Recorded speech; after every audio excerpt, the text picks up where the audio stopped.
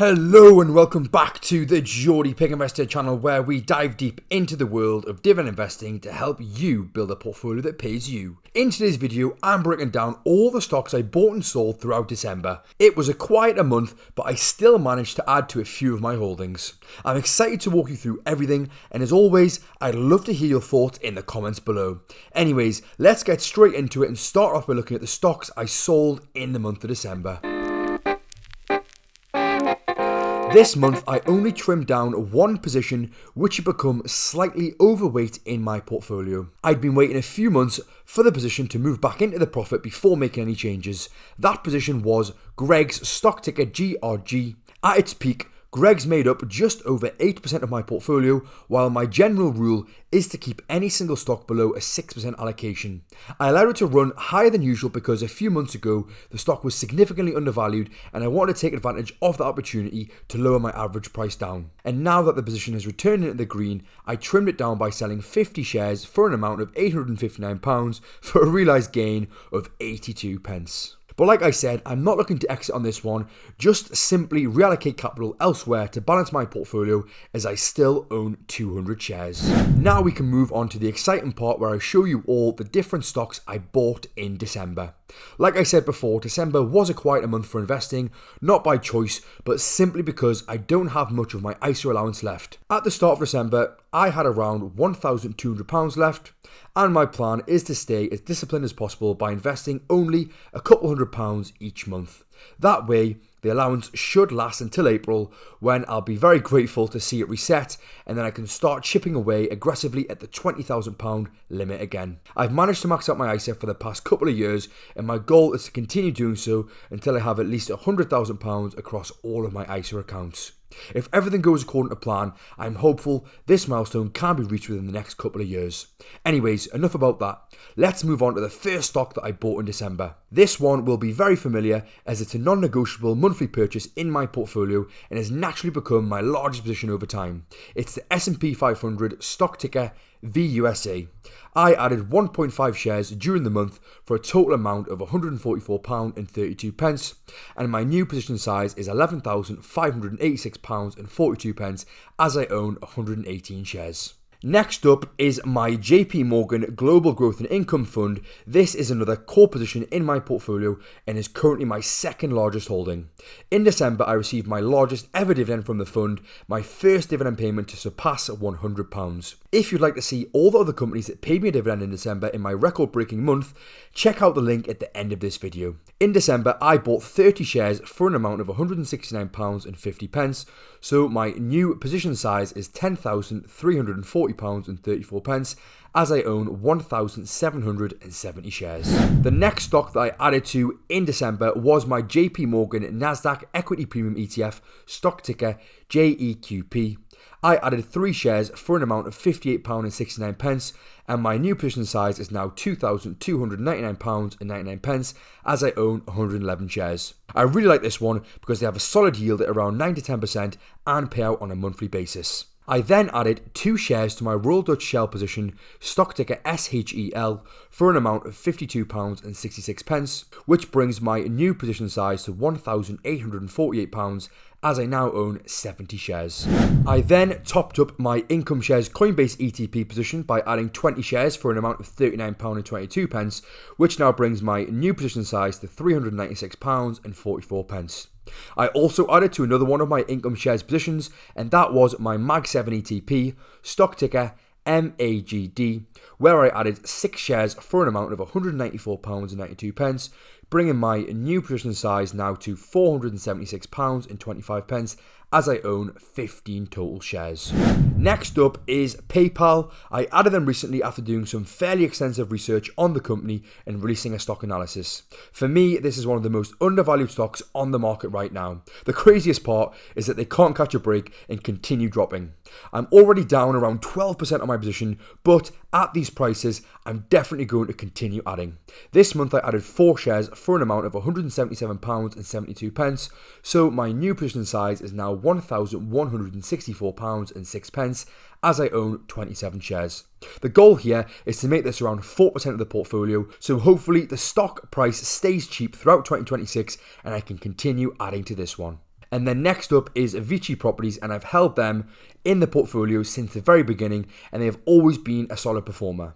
However, over the past couple of months, they've took a real nosedive and they are down around 15% since their August peak. The reason for this is because tourism, especially in Las Vegas, has softened, which has raised concerns about the casino and hospitality sectors that make up a significant portion of its portfolio. However, this kind of cyclical pullback isn't anything new for a company tied to travel and entertainment. These industries naturally ebb and flow with broader economic trends. Importantly, Vici isn't running a casino business. It owns the real estate and leases it out on a long-term triple net lease, so it still collects rent even when visitor numbers dip. This lease structure provides very predictable rental income with tenants responsible for taxes, insurance and maintenance, and most leases include built-in rent escalations which further support cash flow stability. Because of that, the recent drop in stock price feels like an overreaction to short-term tourism headlines rather than a reflection of the fundamental threat to Vici's ability to generate income or pay its dividend. Personally, I'm very happy to keep adding at these prices, so I topped my position up by adding a further 8 shares for an amount of £169.41, so my new position size is now £2,602.69 as I own 125 shares.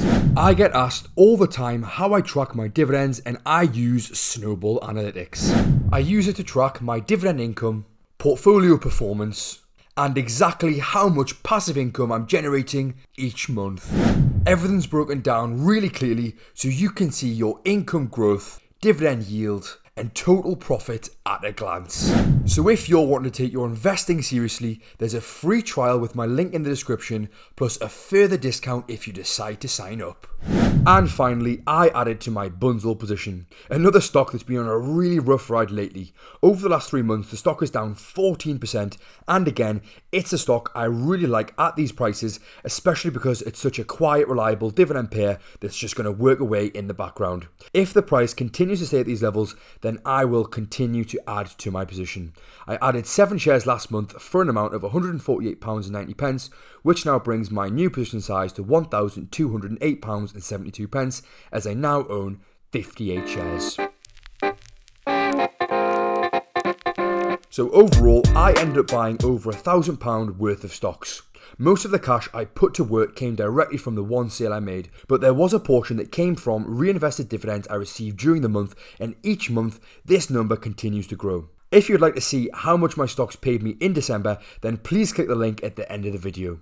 Looking forward, my priority is to strengthen and build on my current positions while keeping sales to a minimum. That said, over the past few months, I have been adding some new stocks and trimming positions where I feel it made sense to. I'm comfortable making these adjustments when they serve the long-term benefit because I know I have a long time horizon and want to capitalize on opportunities as they arise. With that in mind, this is a good time to outline my key objectives for 2025 and see how I'm getting on so far. In this part of the video, I want to share some key points about my investing strategy moving forward. It's a pretty simple approach, but I find it really useful to write my goals down and remind myself of them. And of course, goals can change over time, so it's always worth checking in to make sure you're still happy with what you originally set out to do so. And with 2026 around the corner, in next month's video, I'm going to be writing out a new list of goals to help keep me on track. The first point for me is to consistently invest money every payday, essentially paying myself first. This way, I get used to not ever seeing that money as spendable. Just like my mortgage or water bills, I treat my ISA contributions as a fixed, non-negotiable payment. That mindset turns investing into a healthy habit and keeps me disciplined month after month. The next part of my strategy is to keep making consistent monthly contributions into my 2 core ETFs, VUSA and JGGI. Over time, my goal is to build these up to around 40% of the overall portfolio, as right now it currently sits at around 37%. I'm really happy with how I progressed this throughout 2025, and I'm going to continue this goal into 2026. One of my biggest goals over the past 6 months was to trim my portfolio down to a maximum of 25 stocks and ETFs. After some careful consideration and reevaluation, I'm happy to say I've now achieved that, with my portfolio currently sitting at 24 holdings. This feels like a big milestone for me because it's so easy to get carried away adding new positions, and while it might seem like a good idea at the time, in the long run it can become messy and difficult to manage. Now I feel my portfolio has a much clearer structure, and every stock and ETF I hold has a defined purpose and objective behind it. Another key goal of mine is to keep adding to my growth and income stocks whenever I see attractive buying opportunities. Now that my portfolio is a size I feel is manageable, it's much easier to stay on top of every position. This means that if I believe a stock is undervalued and I have the capital available, I can confidently strengthen that holding. My approach is always to buy high quality companies at a discount where possible, as shown in today's video. And finally, I want to continue maintaining a healthy balance between growth and income stocks. At the moment, my portfolio offers a 6% dividend yield with a 5-year dividend growth rate at 6.1%, both of which are right in line with my targets. This is something I'll keep tracking closely to make sure it stays within my preferred range, and it also helps me hold myself accountable as I build for the long term. And with that, it wraps up this month's buys and sells. If you found value in this breakdown, be sure to hit the like button and subscribe for more investing insights every month. Drop a comment if you made any interesting moves yourself. I'd love to hear what you've been buying or selling. Thanks for watching. Until next time, keep compounding and stay patient in the market, because your future self will thank you. For now, this is the Geordie Pig Investor. Over and out. Most people think dividends are slow and boring, but last month my portfolio paid me more than I expected, and it changed how I think about income. Click the screen now to see exactly how much I made in dividends and where every single pound came from.